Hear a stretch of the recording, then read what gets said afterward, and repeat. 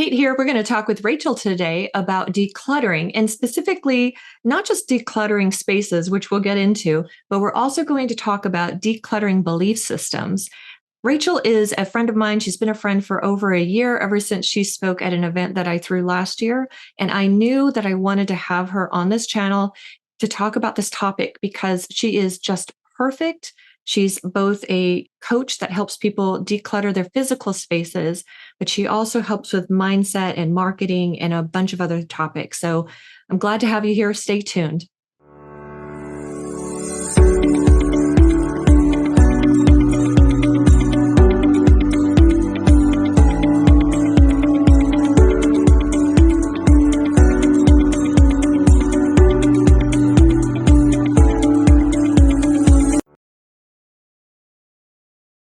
So, Rachel, tell us a little bit about you. Yes. Thanks so much for having me, Kate. I'm excited to chat. So I'm Rachel Olstad. I am a lot of different things.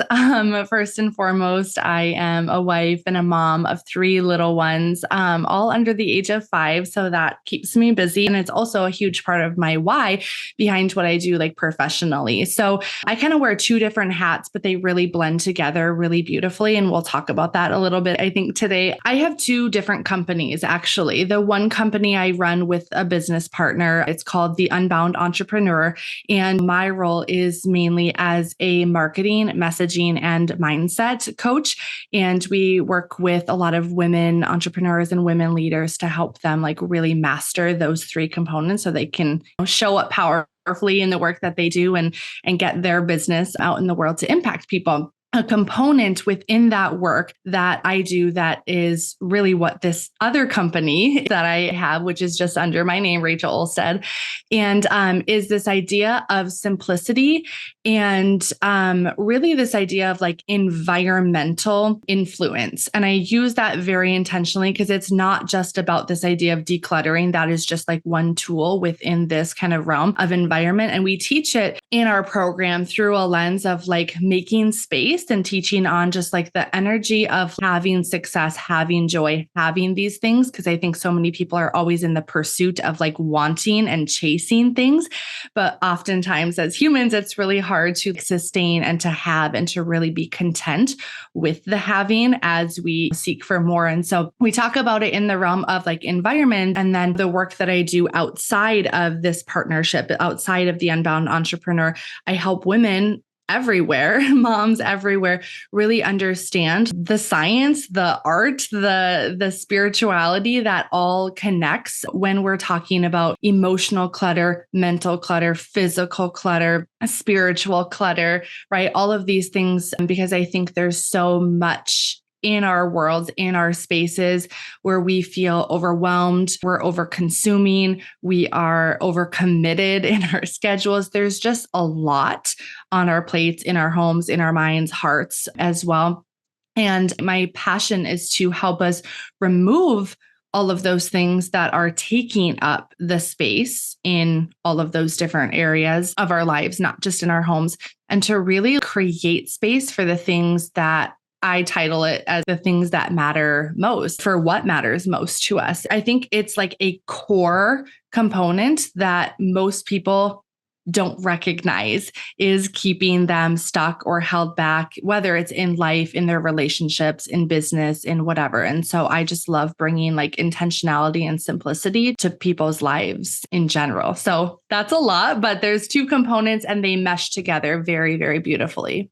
Yeah, it's no surprise to me that you are doing those 2 pieces, because when you talk about uncluttering a space and decluttering a space, there's a lot of mindset work in that. Yes. So last year, we did an event, and that's where I kind of met you and were introduced to you. And I just love your spirit. I love what you talked about. I just love the energy that you brought into that particular space where we were talking about how to mobilize Christian women so that they can go and make their mark in the world, not be held back. And I do think that sometimes these weight of this clutter, whether it is emotional or whether it's physical, it's almost like it weighs us down and keeps us from really emerging to who God created us to be. Yeah. 1,000%. And I think it's oftentimes intangible weight that feels like a roadblock and we're not sure why. And yeah, it's like we all have insanely beautiful purposes that God put us here on this earth to pursue. And, if we don't take a look at these different components, we're really doing ourselves and God and our world a disservice, I think. Yeah, I was thinking of you specifically a couple of months ago. You might remember I reached out to you, but I had decluttered my closet. And Yes. I was just really surprised at just how a simple decluttering, which Mhm. should have been simple, ended up Mhm. being such an emotional thing. But I don't know why it is that we look at tangible things and we attach. This right here is from a trip that I took with my daughter to Indianapolis that brings back memories. So, why do we attach things and memories? Why do these things become so valuable to us? Oh, should we be creating memorial stones of these things?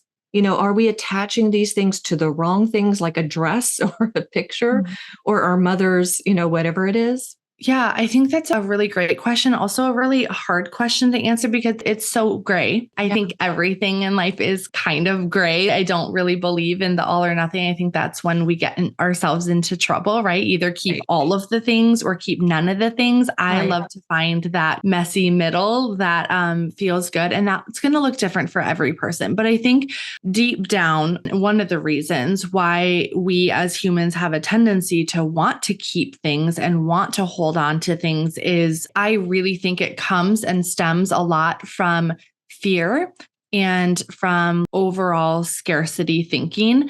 There's a lot of thoughts that we have been fed throughout like our lives and through society and just our experiences too, that I think bring up these thoughts of what if Mhm. from a place of fear. Like, what if I need this thing? Or what if I will want this thing? What if I'll miss this thing if I get rid of it? If I get rid of this thing, does that mean I'm getting rid of this person or this memory or this thing that is like really, really special to me?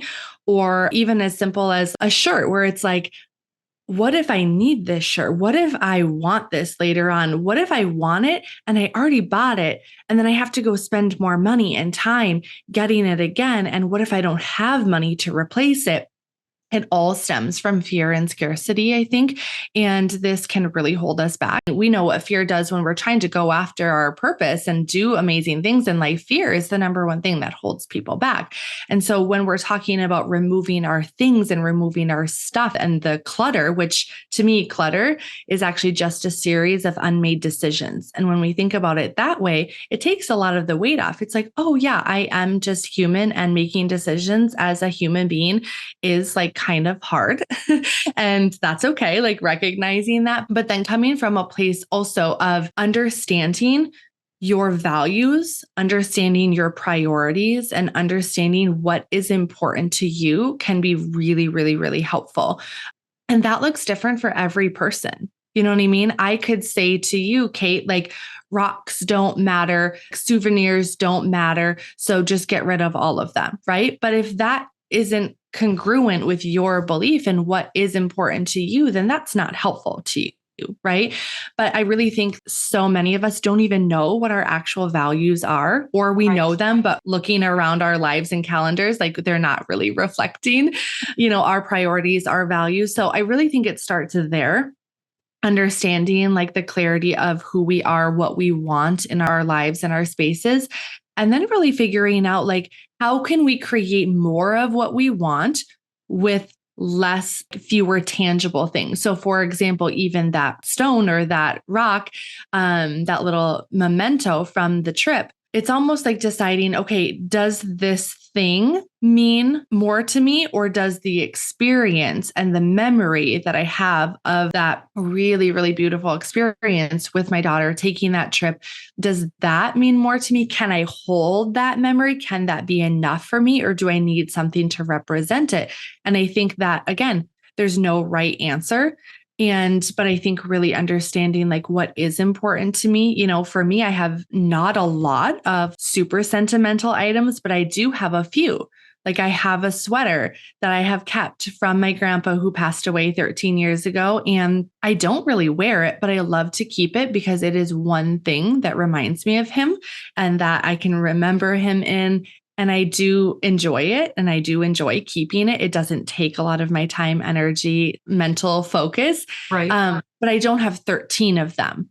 You know what I mean? And Yes. so it's really understanding. But yeah, I think it does stem from like the fear and scarcity. And the last thing I'll say about like the why, this is a huge psychological phenomenon that we all fall into, whether it's with things or events or experiences that we've had in the past. It's this idea of this sunken cost fallacy. Yeah. It's this idea that like, oh, but I put so much time into that, or I spent so much money on that, or Yes. I worked so hard on that. Like, how could I possibly get rid of this? Thinking that because it's gone, because we already spent it, now that means that we should keep it. Like we should honor our past our past self in that decision. But the reality is, and I just want to offer this like last note on this idea that we're constantly paying for things more than just the time that we exchanged the money for the item. People think that we buy things once. You actually are buying and paying for that same thing multiple times throughout like the lifetime of that item. And what I mean by that is, let's just say it's a dress. You pay the money for the dress, and now you're paying for it over and over again with your time. If it needs to be dry cleaned, if it needs special care, you're paying for it with your energy, moving it around to different closets where it fits, looking at it with your mental energy, looking at it, being sad if it doesn't fit anymore, or wanting it to fit, or wishing it would fit. Like that is a lot of time, energy, focus that we are paying. And I think those resources are even more valuable than money because they're not renewable. Right. Right. Whereas money is. So I just wanted to bring that up because I think that there's a lot of fear, a lot of scarcity, and it's not a problem that we have that. But I think just understanding why it's so hard and really getting into like the core of what our priorities are, and like just being really honest, like, do I want to keep paying for this thing with my time, energy, and money? And that becomes a lot easier to make the decision in the first place.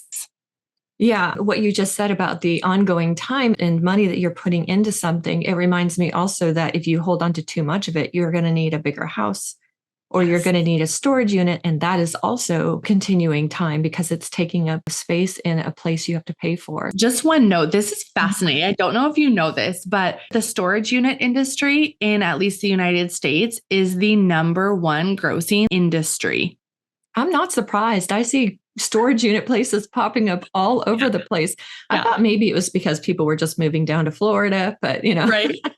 I don't have the exact numbers, but it is in like the $30 billion realm, which just goes to show that we all just have a lot of things that maybe aren't actually important to us. Sounds like a huge cost to clutter, huh? Yeah. What you said about the fear reminded me of how my dad likes to hold on to things in his generation. My dad's parents lived through the Depression, where his dad had to share a pair of shoes with my great grandfather. My great grandfather would work at night, and then he would let my grandfather use his shoes during the day to go to school. One pair of shoes for a grown man and a teenager. Yeah. And it was really difficult times then. And I can see how the scarcity thinking that my grandfather grew up with passed on to my dad. And so there's this fear of not having enough. I can't let it go because it could be useful one day. And of course, the whole world experienced that fear. So I had intended to ask you about this lockdown. That is also another global fear. I think it may be a different impact than, say, a global depression. But what do you think the short-term and long-term effects might be of so much fear that we're having on the way that we hold on to things, maybe memories, more so than not having enough, but not having enough time, or missing somebody who passed away? Or we used to be able to spend time together with people, and now there's that fear of that isolation and the way that our workspaces have changed too. Yeah, absolutely. I mean, I think like the idea of just the depression in general, we can see how that has passed down a lot of the systems, even, in my own mom, whose mother was living similar to your family, living during the depression. And I see my mom have a lot of those tendencies, right? But I think I'm just going to call it like COVID times. I think that there have been like two very distinct parties that I've kind of seen, or sides of the coin, that on one hand, I don't think I've ever seen more people be motivated and excited and feel this really intense urgency in a productive way to release their things, to let go of the attachment, because so many more people, like you said, are working from home, are schooling from home, are doing so many things from their homes. And especially in the first several months of lockdown, depending on where, people were, the lockdown lasted a lot longer. And I think when you're in your spaces for that long, looking around at all of the things, and visual clutter, like physical clutter and visual clutter, is one of the most detrimental forms of clutter, because it creates so much extra stress inside, just like looking at everything. There have been many studies done that it spikes our cortisol levels, right? The stress hormone, and just like being in a space with things that you don't like, or too much stuff, or surrounded by chaos, is really, really bad for our mental health, our physical health as well. And so I think there's been this movement of, let's get on board. Like, let's let go of the things that we don't actually need or want or love or use or add value to our lives. And then I think there's been this other side too that we saw with the toilet paper shortage situation, and people just kind of wanting to, and even with, the talks of like the recession and all of that coming around, I think that there is a tendency, and I'm going to kind of tread lightly here because I don't want to like step on any toes, but I think that there's a tendency for people who maybe haven't done a lot of the inner work, aren't focusing on God's abundance that He will always provide, and how that translates into us, quote unquote, like renewing our minds on a daily basis, and really understanding that there is really no actual lack, that like everything that we will ever need will be provided for us. And I think that there's this other group of people that have maybe just not gotten there yet. They maybe just haven't done the work, where it's just harder for them, like because of life circumstances, because of family circumstances. And so they're holding on to a lot, or they're trying to gather, right? Because there's a fear that there's not going to be enough. And I get that. I really do. I understand that. I do have so much compassion for people who are thinking that way. I think our thoughts and our actions are our choices. However, if we're not aware of those things inside of us, we can't make different choices. And so I think that the more this work, and the more of the inner work, the more of the work that we're doing in our faith life, biblically, scripturally, in the mindset work that I connect, with that work personally for myself, I think we're going to start seeing a lot of people release some of the attachment to the physical things, to the things, because I think that Jesus wasn't attached to his things. Like he was a nomad, right? He had what he needed, and he always did anywhere he went. And he teaches us the less we have, the less attached we are, because it's like we really have an understanding of what actually matters. And for me, it's like my faith, my health, my family, my relationships, my well-being, my impact. Like, I sometimes joke, and I know that this could come off insensitive. I don't mean it like this at all, but sometimes I joke. I'm like, I think I could live in a box if I needed to and be happy, because I know that my joy, my well-being doesn't come from having things. But it's not a problem that we want things either. You know what I mean? Like, we are humans. We have that desire for safety and security. And I think a lot of people just find safety and security in their things because they can see them and feel them, and it feels safe. Right. But yeah, I think there's been a shift, and I think there's been a shift more towards the letting go. But I think we still maybe have some work to do, but that's the point of all of this, right? Like, we're never done growing. Exactly. As you were talking, there are two scriptures that really came to mind. The first was the rich young ruler, who was called by Jesus to be a disciple. To everyone else that he said, follow me, they dropped everything they had and they followed Christ. But to the rich young ruler, he's like, what do I need to do? I've done all this stuff and I've done all that. And Jesus says, you only have one thing, sell all you have and come and follow me. And he walked away because he couldn't let go of his stuff. That's I think very telling. Imagine that could have been one of the 12 disciples or Yeah. one of the apostles in the early church. And Yeah. maybe he did later, maybe we don't know his name. Maybe he did later. I like to think that maybe he did follow Christ eventually. Like maybe he wasn't ready yet, but Jesus loved him anyway. The other verse that came to mind was Paul was writing, and I don't remember which book it was, but he was talking about, I know what it's like to have a lot. And I Yeah. know what it's like to have very little, but I have learned whatsoever state I am therewith to be content. His contentedness wasn't dependent on what he had. It wasn't attached to things. And I think that's what you're saying, living in a box. We have everything we need. And sometimes what we think we need is all this stuff, but that's not what we actually need. And sometimes holding on to that and attaching to these things can sometimes be the barrier between us and the relationship God or the place that God is calling us to. Yeah. Yeah, absolutely. I've been actively decluttering and doing this work on myself and in my family for over 6 years now within my new family structure, like with my husband and my kids, right? But I was still the kid that I was like 3, 4 years old, like lining up shoes around my house and like organizing my room and just having, like, I think it's just part of who I am, which is a gift that I have realized that a lot of people don't innately have, which is why I feel so called to share that. But it's not just the organizing. Like I realize that the less I have, the less I want and the less I feel I need, which is so fascinating. And we're just bombarded by this societal pressure of more. Yeah. Right? Like you need more, you need this, this will make you happy, this will make you free, but really all of that is just adding layers of dust and layers of junk on top of like our souls, I think. Yes. And when we remove those things, that's when we actually find true freedom, like not through the things that we're buying. Can they add value to our lives? Yes. Are we still valuable without them? Absolutely. That's one of the things that bothers me most about marketing is Yeah. that they often use fear to sell you more stuff. Gosh, yeah. And that is very hurtful to the general population. I know I have suffered from purchasing things based on fear-based decisions like, oh, if I don't Yeah. have that, then I'm going to be sick. I'm going to be broke. I'm going to fall short of whatever approval or acceptance I'm searching for.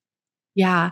That's fascinating that you bring that up because even for me, like as a marketing, as a messaging expert, mixing all of this, it's so fascinating to see the changes, even in like the online spaces in the past few years, and even with bigger brands of like really, really shifting. And there's shifting from that like fear, scarcity, you're going to miss out, you need this or else kind of marketing to really like how I love to and how we teach our clients to market to the people that already want it because they desire it and they will add value to their life, not because they think that they need it or it's scary. Like I always say, with anything, it's like, please don't buy this. Please don't do this unless you really deeply desire that you're called to do this. You will not miss out on anything. You're not broken. There's nothing wrong with you. Your home is already like amazing. Your business, like whatever it is. But yeah, I love that you bring that up because there has been this shift, I think, as people start getting away from the fear-based, scarcity-based tactics that I think were just part of society, probably stemming from many, many, many decades and hundreds of years of a lot of scarcity, right? We could do a whole history lesson on that. But I think there has been this shift now, at least in like very developed countries. Yeah, that is really true. And I do want to create marketing that does the same thing. Who are the people who want to create a course? Who are the people who want to deepen their faith? I will help you create a course, or I will give you a course or walk you through some curriculum that will help you deepen your faith. And that's what I'm looking for. I don't want to just sell something and not care about the end result of the person on the other end. Yeah, exactly. I want to transition to, and the whole reason I really brought you on here is because I have transitioned quite a bit myself. I call myself the Reluctant Christian Feminist. And that is because before I thought feminism was something evil, bra burning, screeching women in the streets who want to like take over the world and think they're superior to everybody else. And I see a lot of times that type of just thinking about attachment, it's that word had so much negative attachment to it. It really took time for me to examine it, see what it began, and then also to examine my beliefs about Jesus, and especially Jesus and Paul, probably the most prominent feminists in the Bible. I mean, they were so pro-women. And to see what non-feminism, I don't know what to call it. I don't want to call it misogyny because that sounds so bad, sexism or something, but this doctrine there where women are limited in their capacity in the church. When I see the results of that, I see it's very hurtful to the body of Christ. And so it really took, just like I was decluttering my closet, I had to go through my belief system and declutter my beliefs. What do I truly believe about feminism? What do I truly believe about the role of a woman? I had to go and search the scriptures. How did Jesus approach women? Yeah. And then what are those like 7 passages in the Bible that are often used as a club against women? Yeah. And what do they truly mean? I had to really dig into that. And how does that compare to the scriptures that we have where Huldah was a prophetess and Miriam was a prophetess and Deborah was a judge? So how can we believe that women can't be in leadership, but then they are? With God's blessing in places, especially like a prophet. A prophet can't just be somebody that they put on themselves. I mean, God anoints the prophets.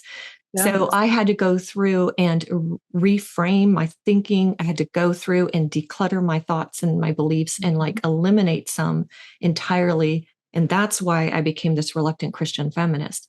So I thought I would love to have you on here. And this is the one question I want to build up to. And that is, what kind of advice do you have for somebody who has a belief system? And I think some of it is like you touched before, like being aware of your space can help you begin to edit your space.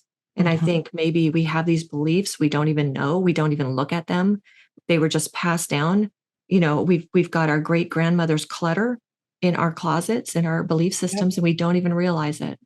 Yeah. I mean, this idea of like spiritual clutter. Right. And like our belief systems. And for me, I think about it as it's all just like, who am I? And who we are is really just a collection of what we believe about ourselves. And we could talk about it in like different, spiritual or like religious realms. But I believe that God has decided who I am to him in his image. Right. And I think our souls and our hearts, like deep down, I think we know that, like we have that imprinted on us and we know that.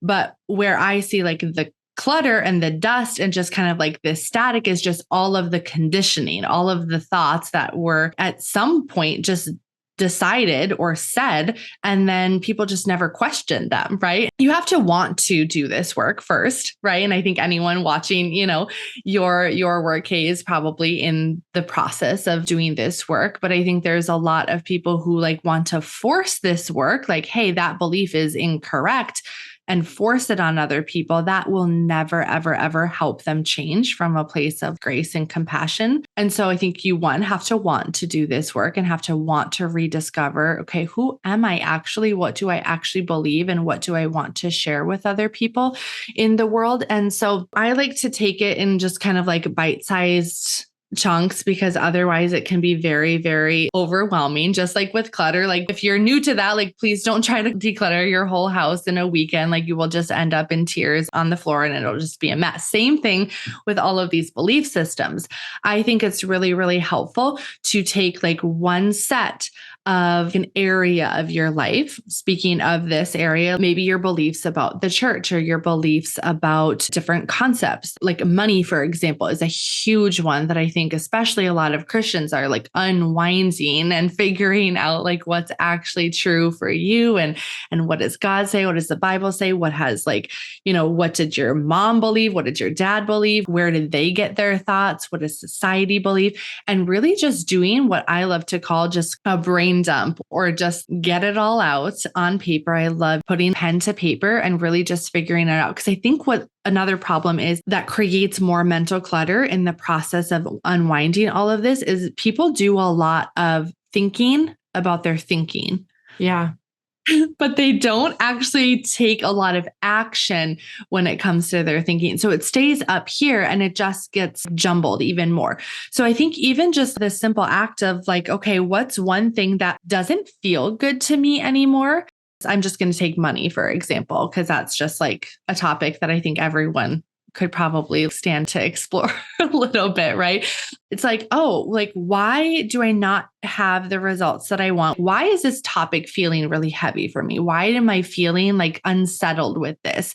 And if there's an unsettled feeling, or there's kind of a triggered, or like if other people talk about money, or if other people share about their money, or if other people don't share about their money, anytime you feel discomfort, I think that's just the Holy Spirit, like, take a look at this. Like, I really think that that's just kind of a light going off, like, okay, let's explore this a little bit. And so really just thinking about, okay, what are all of the things that are currently in my head that I have awareness of? And like most of what's in our heads is not at a conscious level, right? It's like 95% subconscious. But when you're doing this work, it'll just kind of come out of you when you're actually writing, right? When you're thinking about it, you're not accessing your subconscious beliefs. And that's what's really running the show. So it's like, get a pen, get some paper, and write down, like, what are my thoughts about money? What are my thoughts about women in the Bible? Like, what are my thoughts about women in general? What are my thoughts about, pick a category that you're working with and narrow it down. Even just talking about money, for example, okay, what are my thoughts about debt? What are my thoughts about credit cards? What are my thoughts about loans? What do I believe about people that have a lot of money? What do I believe about people that don't have a lot of money? Like, what do I even think a lot of money is, right? Just getting them all out and just allowing your brain to just kind of go there without judging yourself. Because I think a lot of times you're like, oh my gosh, I can't not believe I have that thought. Like right there, I think there's some shame that comes up like, oh my gosh, I would never say that out loud to anyone. I can't believe that's in my brain, but just get it all out. And I think, there can be really beautiful practices that you can take to prayer as well. And sometimes I literally just ask, like, God, can you just cleanse this from my heart, from my mind? Sometimes if it's a deeply seated belief that you really want to shift, it can be helpful to actually have a process, really doing that work daily, a little bit at a time. Maybe you think about it like you're renewing your mind daily. Like, what are a few thoughts? What are a few beliefs that are really not serving me right now about XYZ, whatever topic is feeling heavy for you? Jot them down every day.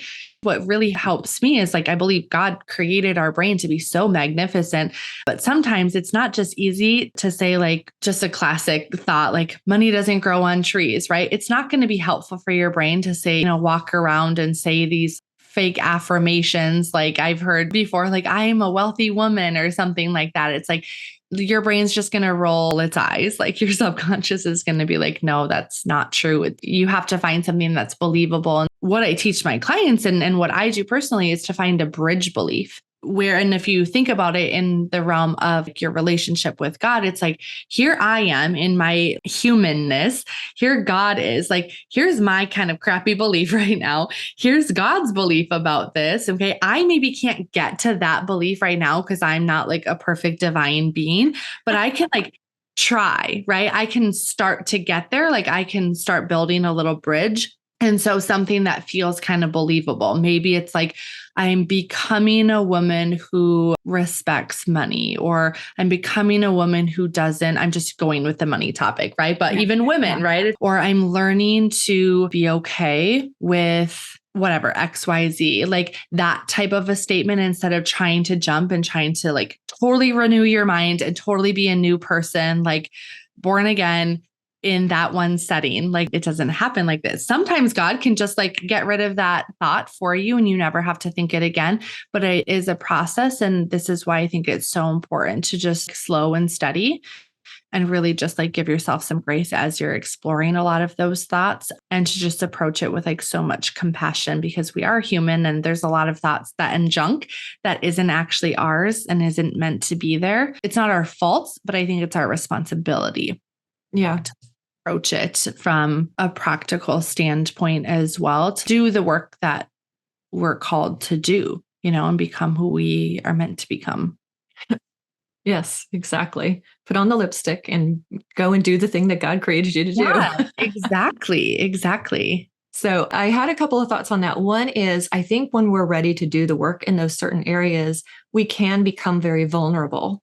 Yeah. So for instance, if I'm exploring my beliefs about money, or if I'm exploring my beliefs about how women have been treated in the church and how they ought to Yes. be treated, it can sometimes tend to bring up some anger, like who Yes. put that wrong belief in there? So not just compassion, I think, for ourselves, but also for like my dad and his dad and the depression they went through, and knowing sometimes the origins of those beliefs can help us not only extend compassion to ourselves, but extend compassion to where those beliefs came from in the first place. Yeah. The other is because we're vulnerable, there may be times, I'm not a therapist or anything like that, Mhm. but I know sometimes some of those triggers can create sense of panic or depression. And I think it's good to recognize when you may need help, and Yes. expert help, somebody who's an expert at decluttering a physical space to help you not feel so overwhelmed, or Yeah. maybe an expert in mental health to Mhm. explore where those triggers come from and how you can get peace in those areas. So Yeah. I'm not sure if you have any thoughts about that particular thing, but that to me is kind of important because I do believe that God wants us to grow into the person he created us to be. But Yeah. sometimes we might not be able to just do that with this just me and God kind of Yeah. idea. Yeah. God created us for community, so we need Yes. each other. And there's a Yeah. reason why we have different gifts and different personalities. It's because I'm not meant to be all things to all people. I'm meant to be me, and that's it. And then I need people like you, Rachel. Yeah. No, I love that you brought that up. And I do not preach the DIY approach in, this work specifically. Anyone can go into their closet and remove a couple shirts. Not everyone can overcome the emotional turmoil that comes up with that, or grieving your past self, or grieving your pre-baby body, or grieving your relationship with your mother because it reminded you of her favorite color. Like there's so many things that come up with just Yeah. like a simple external situation, whether it's clutter or some other situation. And so I think prayer is beautiful. Like that time with yourself and God is beautiful. The work that you can do on your own is helpful. But I love that you brought that up, because I'm just going to say sometimes it's just not enough. Like you do need help. You need someone to see you. You need someone to hold you and hold space for you to explore that, and to help you see what you can't see, and to help you process what is very, very difficult for one human alone to actually process fully, and in a way that's really healthy and not like self-destructive or destructive of other things or people in your life. Because I've seen it.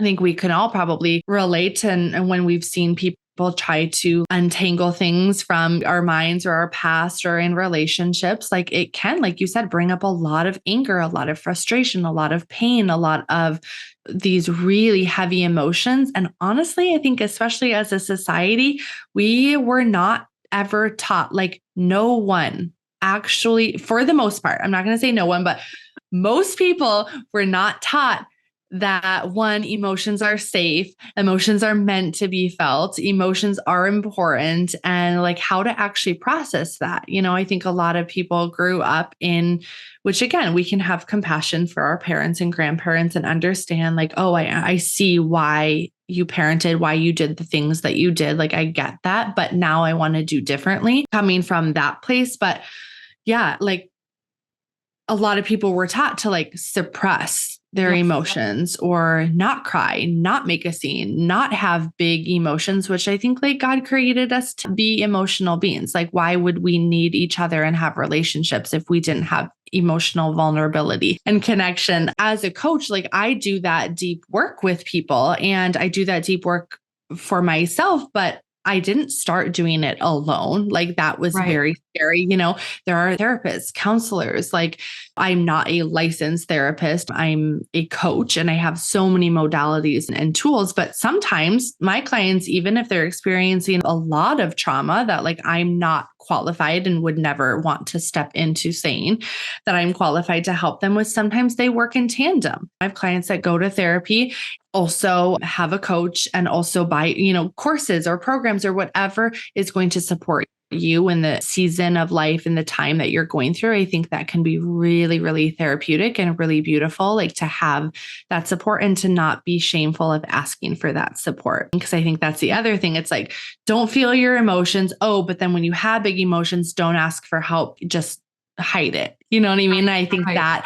that message has been very toxic for so long. And I think we're starting to see, thankfully, a lot more understanding and openness of talking about the struggles that I think all humans have, and that building so much more connection. And then when we don't have shame to ask for help, then we actually get help, and then we can help other people too. It's like the gift that keeps on giving. Right. I think that if a person is experiencing an issue with a belief system or with cluttering, there doesn't have to be one solution. They can do a lot of different things, just like you said. They can get all the help. One of the things that I highly recommend is that people search the scriptures, because for most of the things that we experience today, whether it's emotion or whether it's clutter, whether it's scarcity, whether it's our relationship with God, our identity, our relationships, all the things that matter most, we can turn to the Bible because there is good advice in there. There is good direction in there. And we don't have to depend on what other people say about it or how they interpret it, because I think that can help protect us against the vulnerability. So, in addition to reading your Bible and studying it, making a playlist, maybe if you're having trouble with provision, maybe you're thinking about Jehovah Jireh and you're playing the list that lets you know that He knows you from the very beginning. He created you before the foundations of the earth. He knew exactly who you were. He knew exactly who He called you to be. He knew all the difficult places that you go through. And we might feel like we're in a bad place, but God knows the end from the beginning, and it's all going to work out. In the wilderness, one of the very first tests that the children had was when they went 3 days without water. They had this big victory at the Red Sea, 3 days without water, and then they come to the water and it was bitter. And that bitterness had to be turned into sweet water. And God will do that with us too. Sometimes the most difficult and most bitter pills that we have, God can turn them into our calling. Yeah, absolutely. I love that.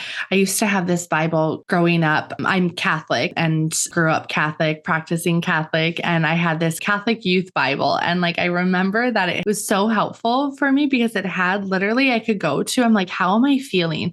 I'm feeling anxious. I would literally just find it was like, anxiety, and it would give me pages and like scriptures and things to go to, which was so helpful. As a teenager, I remember doing that, like, okay, I don't know what to do with this emotion, but like I'm going to find fear on page whatever 820 and I'm going to read about it. And so yeah, I love that you brought that up. I want to just thank you for coming on here too before I ask you for final words, because I knew when I was decluttering the closet, I knew I wanted to have you on here. I knew you'd be perfect for talking about all the emotional things that come as a result of it, and just thinking about all those belief systems that sometimes we get handed down and we're just not aware of it. And it's affecting us in ways we don't even realize, just like the clutter is. The clutter affects us in ways we don't realize.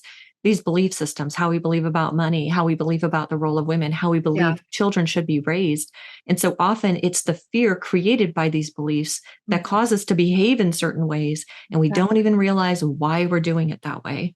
So Yeah, absolutely. It seems so surface level, like talking about decluttering and, like the actions. And I think everyone can kind of get behind that. But where the true like transformation and change comes from is really digging into why is that there in the first place. So I love that. And yeah, I appreciate the invitation. And it was, so fun to get to chat with you today, Kate.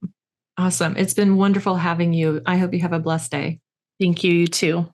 Wasn't that such a great episode? I want to thank Rachel for coming on here and sharing from her wisdom. If you want to follow her, her links are below.